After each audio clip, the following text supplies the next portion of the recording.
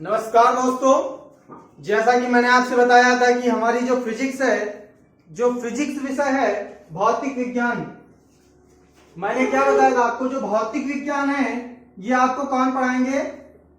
आपको भौतिक विज्ञान अभिषेक सर पढ़ाएंगे।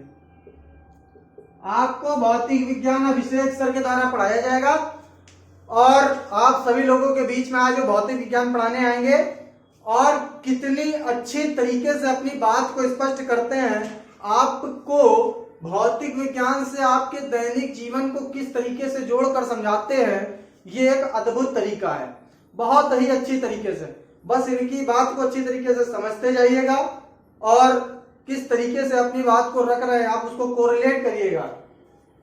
आपको भौतिक विज्ञान में किसी प्रकार की कोई समस्या होने वाली नहीं है।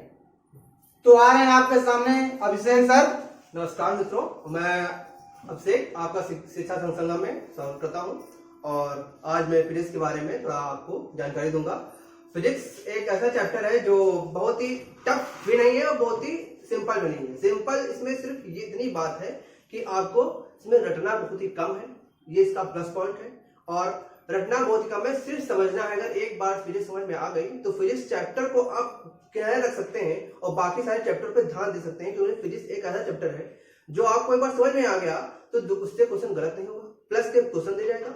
और क्वेश्चन ना गलत होने का कारण इसमें यह है कि अगर आप अच्छे से इसको समझ रहे हैं, अगर इसको आपने अच्छे से नॉर्मल बेस में समझ रखा है, क्योंकि साइंटिफिक बेस में समझकर सारे क्वेश्चन क्लियर कर लेना बहुत ही बड़ी बात होती है, क्योंकि सारे इसके उदाहरण आपको समझने होंगे। क्योंकि अक्सर करके उदाहरण ही पूछ देता है और आजकल लॉजिकल क्वेश्चन बहुत ज्यादा पूछ रहा है, जैसे कि सूत्र बेस्ड क्वेश्चन, मतलब कि कोई रटा हुआ या लिखा हुआ कोई बात नहीं पूछेगा, वो एक नई बात पूछेगा। जैसे कि अगर विद्युत की बात कर ली जाए, जैसे कि मैं विद्युत का एक क्वेश्चन उठाने जा रहा हूँ, डेमो दे रहा हूँ अपनी पढ़ाई का, तो उसको मैं कैसे डिफाइन करूंगा। विद्युत चैप्टर की बात की जाए तो जो विद्युत चैप्टर में आपको पढ़ाऊंगा तो पूरी विस्तार से पढ़ाऊंगा। यहाँ पर सिर्फ प्रतिरोध और चालकता के बारे में आपको बताया जाएगा इस क्वेश्चन में, क्योंकि इस क्वेश्चन का बेस क्या है ये हम पहले समझते हैं, ठीक है। और आज आपको पता चल जाएगा कि मैं किस तरीके से आपको पढ़ाऊंगा। कोई भी सूत्र मैं याद नहीं करवाऊंगा आपको, सिर्फ हर एक फिजिक्स के हर एक टॉपिक को आपके नॉर्मल लाइफ स्टाइल से मैं जोड़ दूंगा। जैसा कि आज आप लोग रोज उठते हैं, अब लाइट सबके घर में होती है, अगर पढ़ना चाहे तो अब उसी लाइट को समझ के देख के पढ़ सकते हैं, चाहे जैसा क्वेश्चन पूछ दिया जाए, लेकिन क्वेश्चन फिर भी फंस जाता है। तो मैं पूरी क्वेश्चन कोशिश करूंगा कि प्रतिरोध और चालकता से आपका कोई भी क्वेश्चन न फंसे। जैसे कि स्टार्ट करते हैं, लिखा है ताप बढ़ने पर चालक पदार्थ का वैद्युत प्रतिरोध एवं वैद्युत चालकता पर क्या प्रभाव पड़ेगा। प्रतिरोध बढ़ जाएगा, प्रतिरोध बढ़ता है वह चालकता घटती है, या प्रतिरोध घटता है वह चालकता बढ़ती है, क्या हो सकता है इसमें। तो इसका आंसर बताने से पहले मैं इसके बारे में कुछ आपको बताना चाहता हूं कि कैसे बताया जा सकता हूं। और प्रतिरोध और चालकता से उठने वाले और भी क्वेश्चन जो हम लोगों को काफी कंफ्यूज कर देते हैं वो मैं क्लियर करूंगा, क्योंकि यहाँ से कंफ्यूजन बहुत ही ज्यादा होती है। क्योंकि मैंने बताया है कि आपको फिजिक्स रटना नहीं है, सिर्फ समझना है, और जो उसके साइंटिफिक होते हैं या फिर जो उसके रूल्स होते हैं वो मैं आपको याद करवाऊंगा यहीं पर। कोई भी याद करने के लिए घर से बात नहीं होगी, ठीक है। फिजिक्स आपको बिल्कुल साइड पे रहेगा और फिजिक्स से आपके पूरे नंबर मैं दिलाने की पूरी कोशिश करूंगा। यहाँ पे बात करते हैं कि ताप बढ़ने पर किसी बस कोई भी प्रोडक्ट है आपका, जैसे कि टीवी हो गई, फ्रिज हो गया, फोन हो गया, उसका ताप बढ़ेगा तो क्यों बढ़ेगा। सबसे पहली बात तो ये आती है, ताप बढ़ेगा तो क्यों बढ़ेगा। मैंने ये मान लिया कोई तार वायर है, इस पे ताप बढ़ने की क्या क्या कंडीशन हो सकती है। सबसे पहले बात, प्रतिरोध अगर हम पढ़ा रहे हैं तो प्रतिरोध का जो के बारे में बताने वाले जो साइंटिस्ट थे वो ओम थे, और प्रतिरोध का मात्रा भी ओम होता है। प्रतिरोध अब जो उन्होंने बताया था ये बताया था V बराबर I R बताया था, बस इतने से वो ये सारी चीजें डिफाइन कर देते थे। लेकिन हमको सूत्र नहीं पढ़ना है, इसके कॉन्सेप्ट के बारे के इसके पीछे की बात जानना है, ठीक है। तो इसके पीछे की बात जानते हुए हम लोग क्या करते हैं, एक तार लेते हैं और ये पता करने की कोशिश करते हैं कि इससे प्रतिरोध आखिरकार बढ़ा तो क्यों बढ़ा, और जैसे कि ये ताप बढ़ने का क्या कारण है, और फिर उसके बाद आ जाएगा आपका ये प्रतिरोध, और फिर आ जाएगी ये चालकता। ताप तार में कब बढ़ेगा, तो ताप इस तार में ऐसी कौन सी चीज चल रही है ताप को बढ़ाती है, प्रतिरोध को बढ़ाती है और चालकता को बढ़ाती है? तो इसमें चलता है इलेक्ट्रॉन। इलेक्ट्रॉन को ई से डिनोट करते हैं। इलेक्ट्रॉन ने इसमें चलना प्रारंभ किया, मतलब मान लीजिए ये कोई सड़क है जिसपे ये इलेक्ट्रॉन चल रहा है, ठीक है। तो इलेक्ट्रॉन चलने की कंडीशन क्या क्या होंगी? अगर इलेक्ट्रॉन को अधिक संख्या में इसमें इस सड़क पे डाल दिया जाए, मतलब कि एक नॉर्मल सड़क की चलने की क्षमता है वाहनों की 5, उसमें 5 चल सकते हैं। अगर आपने क्या कर दिया, उसी सड़क पर 10-10 या 20-20 वाहन चलवा दिए तो क्या हो जाएगा? भीड़ बहुत ही ज्यादा बढ़ जाएगी। यहाँ पर क्या हो जाएगा? भीड़ बहुत ही ज्यादा बढ़ जाएगी, जिससे ताप बढ़ेगा, मतलब कि घर्षण बढ़ेगा, उन इलेक्ट्रॉनों के बीच घर्षण बढ़ेगा। यहां पर इसका घर्षण बढ़ेगा, क्योंकि जब इसमें इलेक्ट्रॉन ज्यादा चला देंगे, जब एक छोटी जगह में बहुत सारे लोग जाएंगे तो क्या होगा? धक्का मुक्की बढ़ेगी और वहां पर बहुत ही सघन माध्यम हो जाएगा। तो जब वहां पर जब सघनता बढ़ जाएगी तो जाहिर बात है ताप बढ़ेगा, लोगों का दिमाग खराब होगा, ठीक है। इलेक्ट्रॉन का दिमाग खराब होगा। इलेक्ट्रॉन का दिमाग क्यों खराब होगा? मैंने जब जहां पे 5 वाहन चल सकते थे तुमने 10 इलेक्ट्रॉनों को भी दिया, दिमाग तो उसका खराब होना ही होना है। तो क्या बढ़ेगा? ताप बढ़ेगा। क्या बढ़ेगा? आपका ताप बढ़ेगा, इंक्रीज होगा। ये बात हो गई जब इलेक्ट्रॉन बढ़ेंगे। लेकिन ताप तो बढ़ गया, ताप बढ़ता है अब, लेकिन जब ताप बढ़ जाएगा, एक बात क्लियर होगी आपकी, तो प्रतिरोध और चालकता पर क्या प्रभाव पड़ेगा? तो भैया देखिए, ये इलेक्ट्रॉन चलना, चालकता का मतलब होता है चलना। हाँ, शब्दावली पर भी हम लोग काफी विशेष ध्यान देंगे, क्योंकि साइंटिफिक लोग हर एक हमारी आम चाल की भाषा को अपने रूप से अलग यूज करते हैं। जैसे कि गाय का नाम बॉस इंडिकस होता है साइंटिफिक नेम, ठीक है। तो मानव का नाम होमोसेपियंस होता है, ठीक है। ये क्या है? साइंटिफिक नेम में। तो वैसे ही हर एक चीज को ये लोग क्या करते हैं? साइंटिफिक नेम में बदल देते हैं। प्रतिरोध को रुकावट कहते हैं हम लोग, रुकावट, ठीक। रुकावट को ये क्या कर देते हैं? प्रतिरोध कर देते हैं, जाहिर बात है भैया। तो यहाँ पर जब इलेक्ट्रॉन रुक जाएंगे, जब भैया जगह इनको चलने के नहीं मिलेगी, तो सीधी सी बात है रुकावट होगी, क्या होगी? बढ़ जाएगी।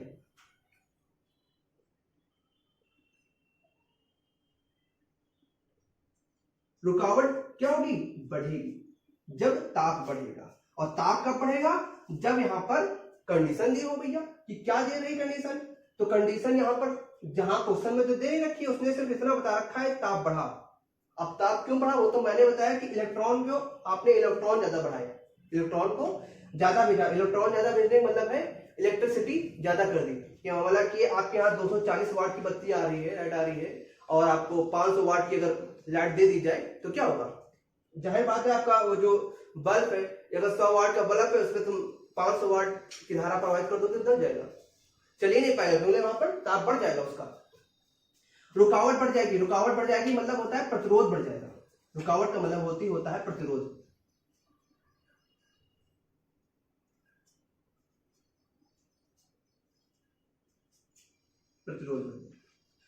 अब चालकता क्या होगी? चालकता जैसा कि आप लोग देख पा रहे हैं, जब प्रतिरोध रुकावट ही बढ़ जा रही है, रुकावट बढ़ गई तो ये चल ही नहीं पाएगा इलेक्ट्रॉन, तो क्या हो जाएगा? चालकता भी घट जाएगी,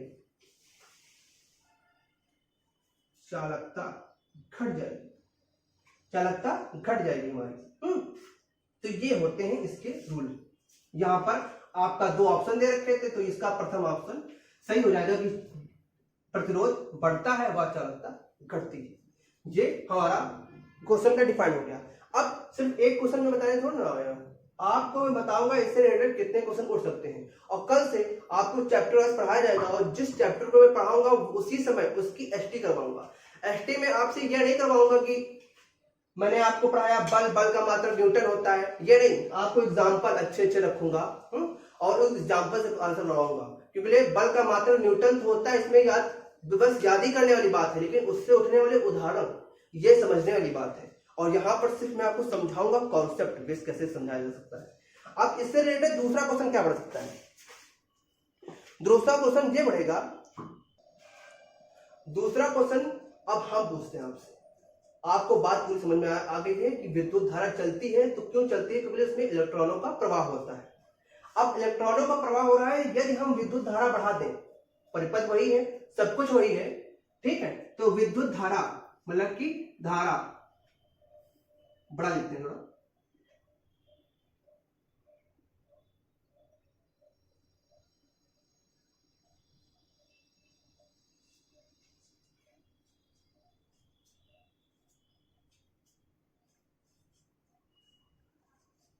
विद्युत धारा अगर बढ़ा दी जाए तो क्या प्रभाव पड़ेगा? तो विद्युत धारा अगर आप बढ़ा देंगे तो क्या प्रभाव पड़ेगा, देखते हैं। सीधी सी आपको एक लाइन बनानी है, बस ये लाइन वाले मेथड से आप पूरी विद्युत इलेक्ट्रिसिटी समझ सकते हैं सिर्फ लाइन वाले मेथड से। लाइन वाला मेथड क्या है, बस आपको एक तार अपने दिमाग में बसा लेना है, ठीक है, और इसमें क्वेश्चन खुद आपको करना है। ये करना है कि इलेक्ट्रॉन, जो भैया हमारे इलेक्ट्रॉन भाई साहब है, अगर इनको हम बढ़ा देंगे, जाहिर बात है जैसा मैंने पिछले क्वेश्चन में बताया था कि इलेक्ट्रॉनों की संख्या, एक नॉर्मल तार है उसमें इलेक्ट्रॉनों की संख्या बढ़ा दीजिए, बहुत सारे इलेक्ट्रॉन भेज दीजिए इसकी क्षमता से ज्यादा, तो क्या हो जाएगा, तब भी क्या होगा, प्रतिरोध बढ़ जाएगा। क्योंकि यहाँ पर इलेक्ट्रॉन ज्यादा जा रहे हैं, जब ज्यादा जाएंगे इलेक्ट्रॉन तो घर्षण बढ़ेगा, जब घर्षण बढ़ेगा रुकावट पैदा होगी, रुकावट पैदा होगी तो प्रतिरोध बढ़ जाएगा और हमारी चालकता क्या हो जाएगी, घट जाएगी।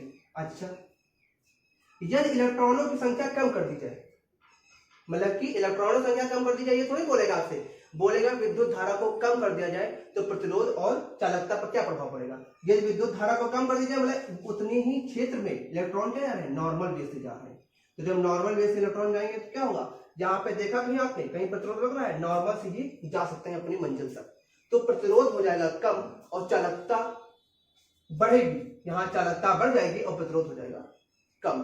ठीक, अब तीसरा क्वेश्चन इससे क्या बन सकता है, तीसरा क्वेश्चन ये आपसे पूछा जा सकता है कि यदि परपद की मोटाई पर, जैसे कि जो तार था इसकी कहते नहीं 4 mm का तार है, 2 mm का तार है, 1 mm का तार है, तो ये तार को mm में क्यों नापते हैं, किसी एसी में लगाने के लिए हम लोग मोटा तार यूज करते हैं, जबकि नॉर्मल एलईडी जलाने के लिए पतला तार यूज करते हैं, तो इस तार को यूज करते हैं। अब उस तार को समझेंगे इसमें पड़ता क्या प्रभाव है, तो उसके दूसरा प्रभाव समझेंगे हम लोग कि यदि तार की मोटाई कम कर दी जाए, पतला कर दिया तार, देखिए तार पतला हो गया,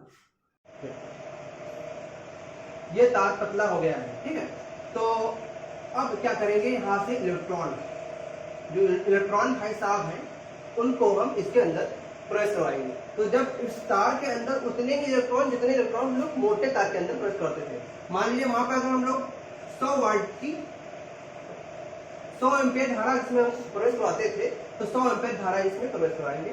तो 100 एम्पियर, जब 100 एम्पियर धारा में जितने इलेक्ट्रॉन जाएंगे तो इस तार में पतले इलेक्ट्रॉन, जाहिर बात है जब इसमें अगर 10 एम्पियर धारा प्रवाहित करने की क्षमता है, इसमें 100 एम्पियर धारा प्रवाहित करवा देंगे तो ये तार दब जाएगा, तो ये बहुत ही ज्यादा इलेक्ट्रॉन हम लोग इसमें जब प्रवाहित करवा देंगे तो यहाँ पर इलेक्ट्रॉनों में घर्षण बढ़ जाएगा, जाहिर बात है घर्षण बढ़ जाएगा, चालकता बिल्कुल कम हो जाएगी और प्रतिरोध बहुत ज्यादा बढ़ जाएगा, है। तो यहाँ से भी इसका सिर्फ वही आंसर निकल के आता है कि प्रतिरोध बढ़ता है व चालकता घटती है, क्योंकि आपके सामने आंसर कर दिया गया है, क्योंकि हमने क्या कर दिया है, परिपथ की मोटाई कम कर दी है। तो यहाँ से मैंने 3 क्वेश्चन करवाए एक क्वेश्चन से। क्या पहला क्वेश्चन कि ताप बढ़ने पर प्रतिरोध और चालकता में क्या प्रभाव पड़ेगा, तो ताप बढ़ेगा, तो ताप जब बढ़ेगा तो भैया जब आपका दिमाग का ताप बढ़ जाएगा तो आप रुक जाएंगे और क्या हो जाएगा, चलना बंद कर देंगे, जाहिर बात है इलेक्ट्रॉन जैसे चलना बंद कर देता है। दूसरी बात मैंने आपसे कही, अगर परिपथ की मोटाई कम कर दी जाए तो क्या होगा, परिपथ की, ये तीसरी बात है, परिपथ की अगर मोटाई कम कर देंगे तो क्या होगा, अगर परिपथ की मोटाई कम कर देंगे, रास्ता चौड़ा था अब सकरा हो गया है, तो वहां पे चलने में आपको प्रॉब्लम होगी, ठीक है, तो चालकता कम हो जाएगी और रुकावट ज्यादा हो जाएगी, प्रतिरोध बढ़ जाएगा। तीसरी बात मैंने आपको ये बताई कि अगर धारा बढ़ा दी जाए, मतलब कि वहां पर सिंगल एक नॉर्मल सड़क पर आप लोग सिर्फ अकेले जा रहे थे, वहां पर धारा बढ़ गई, मतलब बहुत सारे संसाधन चलने लगे, बहुत सारे इलेक्ट्रॉन वहां से गुजरने लगे, तो क्या होगा, जाहिर बात है जब बहुत सारे इलेक्ट्रॉन आ जाएंगे तो आपको चलने में बहुत प्रॉब्लम हो जाएगी, और प्रॉब्लम होगी चलने में तो रुकावट बढ़ जाएगी, मतलब प्रतिरोध बढ़ जाएगा और चालकता कम हो जाएगी। सिर्फ ये इसका आंसर हो गया, ठीक है।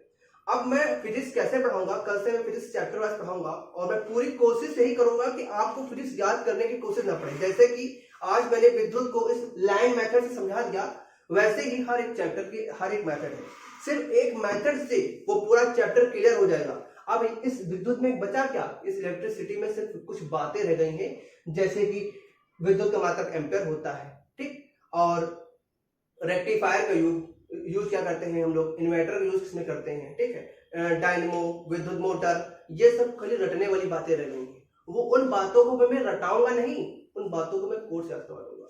सारी विविध मैं देखूंगा, फिजिक्स की विविध मैं देखूंगा। जैसे कि आविष्कारक बहुत ज्यादा पूछ जाते हैं, पूरी फिजिक्स आपने तैयार कर ली, एक ऐसा आविष्कारक पूछ दिया गया आपसे कि जिसको आपने पढ़ा नहीं था, ध्यान में नहीं रहा, तो क्या करेंगे, नंबर तो चले गए। उसको इस बात से क्या मतलब है कि आपने कॉन्सेप्ट बेस से पढ़ा है या किस बेस से पढ़ा है, उसको तो सिर्फ अपनी क्वेश्चन का आंसर चाहिए, ठीक है। जैसे घर में कोई पूछ देता है आपसे, तो चाहे आप बहुत बड़े मैथ के वो हो और आपसे अगर 18 का पहाड़ा सुनाने के कह दिया गया, आप नहीं सुना पाए, तो सामने वाला तो आपको मूर्ख ही समझेगा ना। तो वो जो क्वेश्चन आपसे उठाता है उस क्वेश्चन का आंसर देना होगा। जैसे कि आपसे अगर पंखे का आविष्कार पूछा जाए या गामा किरणों की खोज किसने पूछा जाए, रेडियो किरणों की खोज पूछी जाए, तो हर एक चीज के लिए कोड बना रखे हैं। वो कोड आपके नॉर्मल लाइफ स्टाइल से जुड़े हुए होंगे, जो आपको याद करने में बहुत ही आसानी होगी।